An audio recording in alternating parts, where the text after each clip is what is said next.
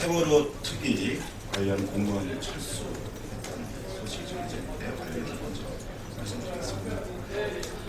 갓난 신고 끝에 꾸려진 세월호 특위가 출발조차 제대로 하지 못할 위기에 놓였습니다.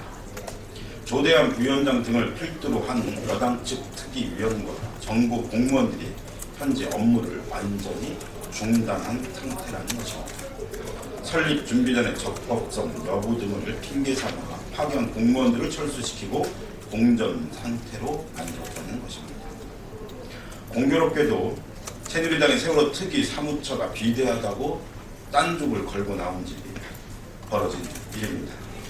새누리당과 여당 측 특위위원이 합을 마치고 시간 끌기 작전에 들어가는 것이라 볼 수밖에 없습니다.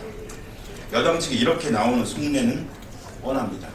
행여나 세월호 참사의 진실이 밝혀지면 박근혜 정권의 치명타를 입힐 수도 있다는 이기적 속셈 때문일 것입니다.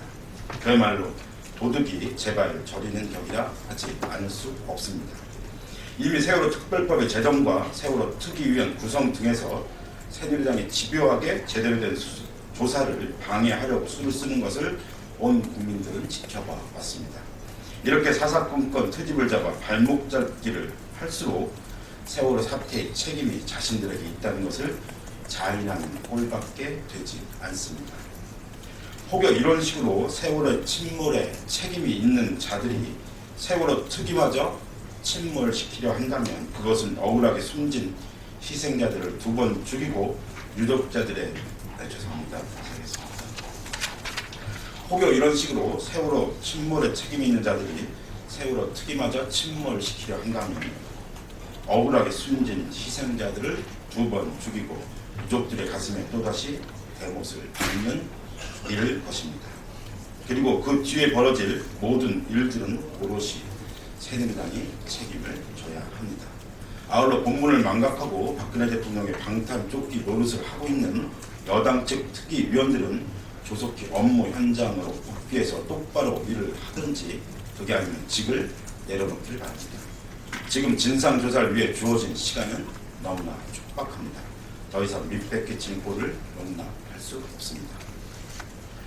이완구 총리 후보자 의혹 관련해서 말씀드리겠습니다. 이완구 총리 후보자에 대한 청문회를 앞두고 의혹이 하나씩 나오고 있습니다. 박근혜 정부 들어 모든 인사에 오르내린 사람들이 한 사람 예외 없이 경력, 재산, 논문, 이중 국적 등 의혹의 종합상품을 세트했습니다. 이 후보자 역시 예외는 아닌 듯 합니다.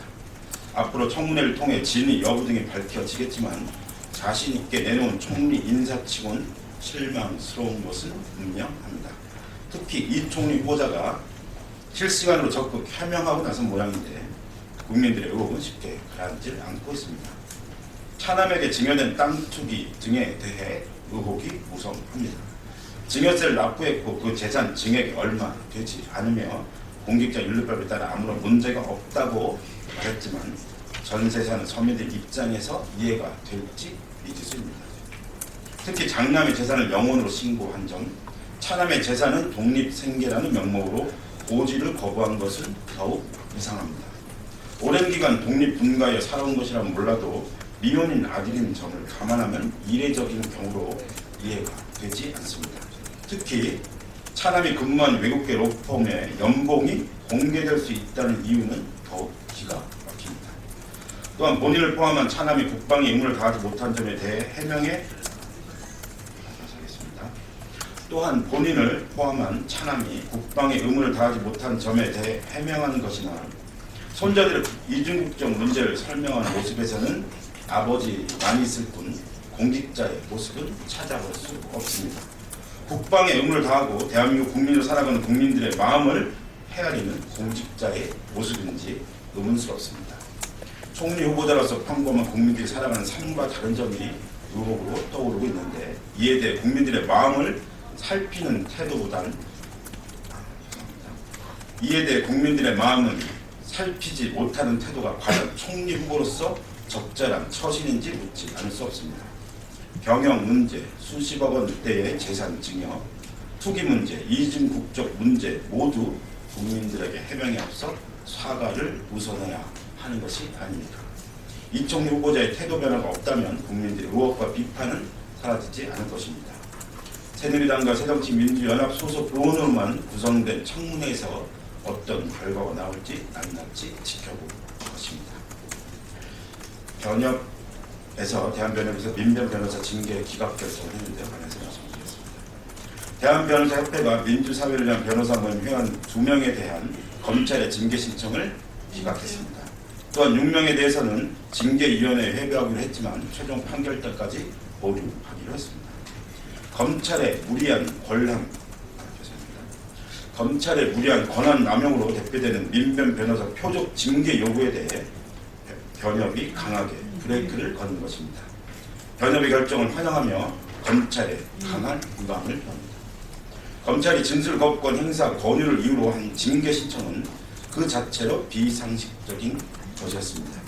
검찰이 해야 할 의무를 변호사가 대신해 준 것인데 이를 징계의 이유로 든 점은 처음부터 납득하기 어려운 것이었습니다.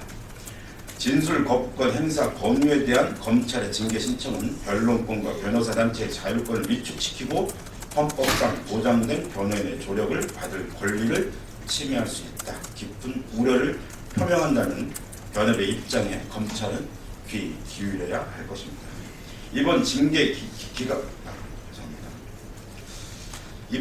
기각 결정으로 서울시 공무원 간첩 사건 등에서 증거 조작 사실 입증에 무죄 판결을 받아낸 두 변호사에 대해 검찰이 보복성 대응을 한 것이 드러난 것입니다. 6명의 변호사에 대해 징계를 보류한 건 역시 사실상 징계를 거부한 것으로 보입니다. 이번 결정으로 검찰의 변호사 길들이기는 막을 내려야 합니다. 특정 변호사 단체를 향한 표적성, 보복성 조치는 이제 철회되어야 합니다. 상황이 이러할 텐데 검찰은 변협 징계위에 이의를 신청할 방침이라고 합니다. 또한 과거사 진상조사에 활동을 했던 민변 변호사 등에 대한 수사와 기소 그리고 징계, 회부 등을 계속 밀어붙일 모양새입니다. 검찰은 아직도 정신을 못 차린 것입니다. 검찰은 유치한 행동을 즉각 중단하길 바랍니다. 그렇지 않다면 국민의 분노 표적은 권력의 청부업자 역할을 자처한 검찰에 향할 것임을 강력히 경고합니다. 여단장 부하 여군 성폭행 사건 관련해서 말씀드리겠습니다. 여단장으로 복무 중인 현역 대령이 부하 여군 하사를 수차례 성폭행해서 체포됐다고 합니다. 이 정권 들어 성분기 문란 사건이 도대체 몇 번이나 벌어지는 것입니다. 한민구 국방부 장관은 작년 현역 장성의 여군 성추행 사건 등의 문제가 터지자 이를 이적 행위로 규정하면서 일벌 100개 하겠다고 공언한 바 있습니다. 일벌이 제대로 이루어졌는지 알 수 없는 일이지만 100개가 되지 않았다는 것은 확실한 것 같습니다. 시간이 얼마나 지났다고 또 이런 일이 벌어지는 것입니까? 한두 번이라면 시스템상의 오류라고 생각할 수 있는 문제입니다. 그러나 지속적으로 발생하면 근본부터 잘못됐다고 하는 것이 명확합니다. 군대는 상명하복의 특별한 계급 구조를 가지고 있습니다. 그만큼 상급자의 자기절제와 규율 문제가 철저해야 합니다. 하지만 정작 상급자에게는 하급자를 자신의 소유물로 보는 갑질, 마인드 뿐인 모양입니다. 성폭행은 권력의 문제이니 더욱 그러합니다. 그렇지 않다면 이런 성분기 사태가 지속적으로 벌어질 리 없습니다. 이런 시기라면 대한민국의 안보가 뿌리부터 흔들릴 것입니다. 자기 욕구 하나 가지르지 못한 이들이 통솔하는 군대를 어떤 국민이 믿을 수 있겠습니까? 한민국 국방부 장관은 먼저 지속적으로 벌어지는 성분기 문란 사태에 대해 사과해야 할 것입니다. 아울러 이적행위로 규정한 만큼 그에 걸맞는 처벌을 해야 합니다. 그리고 상급자들에게는 더욱 무거운 처벌을 내리는 등의 방안도 함께 강구해야 할 것입니다.